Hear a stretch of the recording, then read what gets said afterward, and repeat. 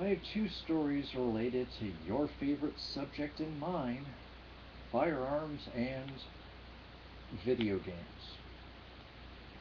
The first has to deal with Miss America, the second has to do with everybody's favorite and well-deserved title of punching bag, Jack, my god, violent video games, Jack Thompson, and something that he said that is just, it's worth talking about what Jack is wanting to have out there because it's every bit as stupid as this. Oh, we've got to stop porn advertisers from advertising to the children. Because, yes, children have credit cards and would be a viable source of income for the porn industry to go into. So let's start with Miss America. Here she is, Miss America. Miss New York Mallory Hagen wins beauty pageants. Miss New York tap danced her way through the James Brown Classic on her way to grabbing the Miss America crown last night. Mallory Heights Hagen is a 23-year-old Brooklynite, Brooklyn, who the AP notes deftly answered a question about gun control and will make her platform child sex abuse, an issue she says rippled through several members of her own family, including her mother. Quote, as a teen, I lost my mom, kind of, for a couple of years, end quote, she said. She was, quote, dealing with her own issues, and that's something that now as an adult I understand. But then I certainly did not. Which, what does that mean? Was your mom sexually abused as a child? I don't get it. I don't get what that has to do with child sexual abuse as it is. Now, if she's going to run a sane and logical platform, I'm all for it. If she's going to continue the witch hunt featured in my pedophilia research videos down in the on my channel page, then she can just screw right off. Because I am sick and tired of everybody talking about child sexual abuse and pedophilia, but not talking to pedophiles, child sexual abuse victims, and so on. We're talking past them, not about them. And it's disgusting because it's inaccurate. And it's creating laws that every year politicians swear they're going to tighten them up and make them even tougher. Never mind all of the casualties, all of the, collateral damage that this war has brought upon us. I've talked about the flaws in these laws, which only get tougher as the years go by because nobody wants to take a serious stab at or look at this topic and everything that goes around it. Yes, short answer is obviously child sexual abuse is disgusting, it's horrible, it can be destructive to people's lives, but it doesn't have to be completely destructive to people's lives because I've already talked about, and I'm not the only one, about the flaws in a lot of sexual abuse survivor treatment programs out there that at times can do more harm than good and actually add time to a person's recovery rather than take it away. Because of overgeneralizations that happen on both sides. These overgeneralizations do not take into account individuality. And it then robs people of their free will, even though this topic does not rob people of its free will in reality. People think because of A, then B, which is a fallacy unto itself because people have yet to actually prove concretely that A actually causes B, or that A even needs to be present for B to be possible. And that's why my research series came about, because obviously people are going to ask the pertinent question, well, Mr. Octavius, if that is your real name, Why would you research this? And why would you spend so much time in this topic if maybe you weren't one? Like I'm some sort of, sleeper cell jihadist pedophile. I'm not, by the way. But if I were, as my research shows, that would not guarantee that I were going to go out and hurt anybody, let alone a child.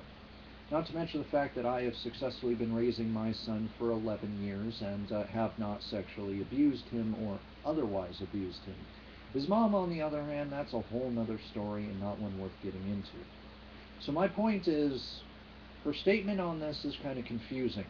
I don't get what she's getting at in terms of her platform and why she's getting into it. Does that mean it's not important? Of course not. But we have to do it correctly, or we're just perpetuating the same destructive system that hurts most of us, especially men, and actually gives people a tool to use against other people that they do not agree with. Need I remind people about the case that came and went about a man who beat up an alleged pedophile? Never mind that it was never proven that the guy that was beat up was a pedophile. Everybody assumed that the guy actually was a pedophile and actually therefore must have been assaulting the little girl and deserved the beating to death that the man got. It was never concretely proven that that person was a pedophile, and actually the story quickly disappeared before any concrete reasoning and any concrete answers could be put in there. But that's the thing. There is a dark side to what we do that also hurts kids. The very thing that this topic is meant to protect. But again, I've demonstrated that once again in my playlist Down in the Underbar. It's a hefty playlist, but this is a hefty topic. And it's not just simply one thing. It's not one question that has to be answered. It's a multitude of ones. And I've more than I think shown the impact of our failed system on that. Okay, but I promised you this was going to be about guns in her answer. So let me get into that. Asked if schools should hire armed guards, Hagen responds, I don't think the proper way to fight violence is with violence. I agree, she replied. Though I'm not going to sit here and say, oh, we just need to meditate on it. Maybe if we put a flower in the guns of gunmen, they'll rethink that. No, do not put words and ideals that I have not expunged on this channel or my other channel into my mouth. But I don't think that armed guards are the answer. Because, again, it's terrible what's gone on here. But how many school shootings have there been in history, especially of the elementary or high school types, especially since Columbine? Yes, there have been a handful. No, they are not increasing. We need to, again, be sane and rational about this, or we're going to be doing it wrong. And anything worth doing is worth doing right, dang it. She replied, I think the proper way is to educate people on guns and the ways we can use them properly. Again, I agree wholeheartedly. We could lock them up. Sure. We could have gun safety classes. We can have a longer waiting period. Hagen ends something of a dry spell for New York, yada yada. You can tell the rest after that.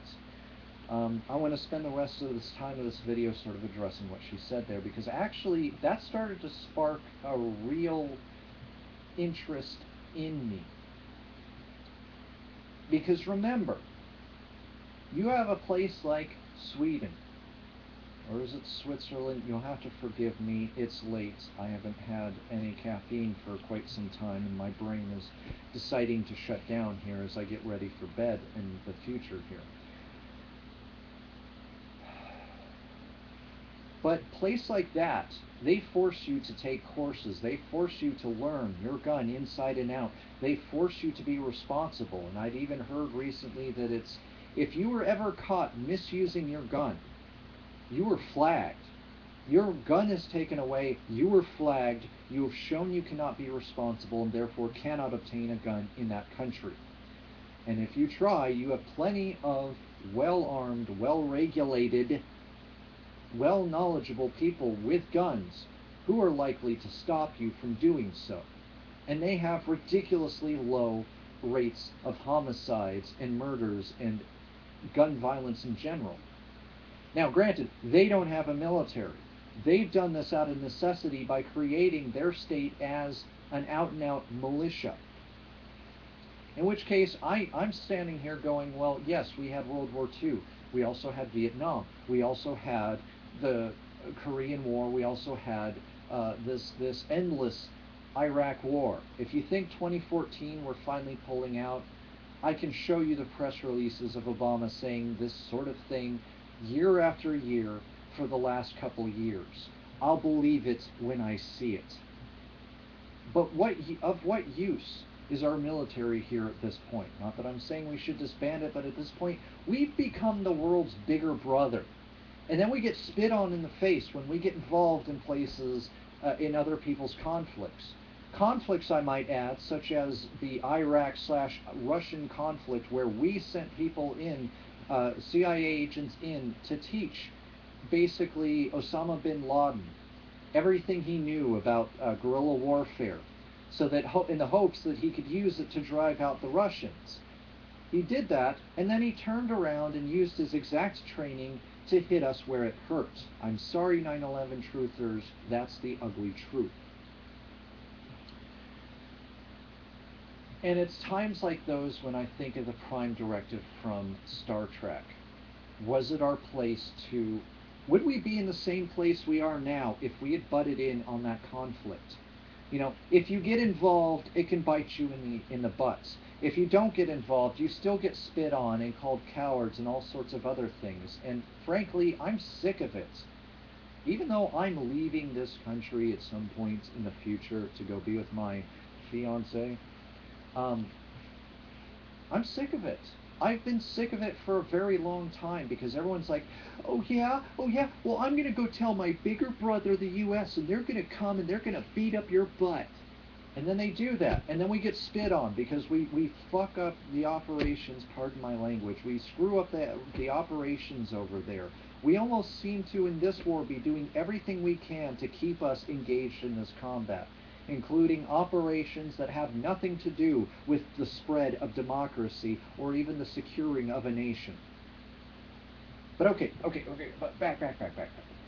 Screen kids' brains. Screen kids' genetics. Know who's a troublemaker, know who's not.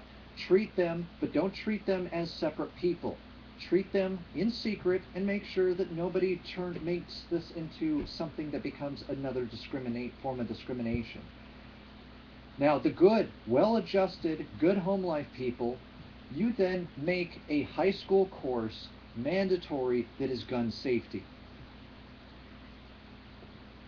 You don't have any ammunition, you teach them everything it is up until shooting, and then you take them to a shooting club where they get ammunition there and can use ammunition there. Then you have a generation of people who know what a gun is, know what it's capable of, are well trained, well maintained on it, and if they choose to buy a gun, they are not likely to become a problematic person. I have told you guys time and time again, we have two examples of the two extremes that people fear. A society that all have guns and a society where only the criminals have guns. And both societies are thriving, but part of it is because they fixed society itself, their society. If we did that, we could have either extreme or a little bit of both extremes, and we could have a very happy life for our citizens. But no, that's asking too much. I'm a monster because I happen to think that guns are a tool and not just a weapon that's designed specifically for murder.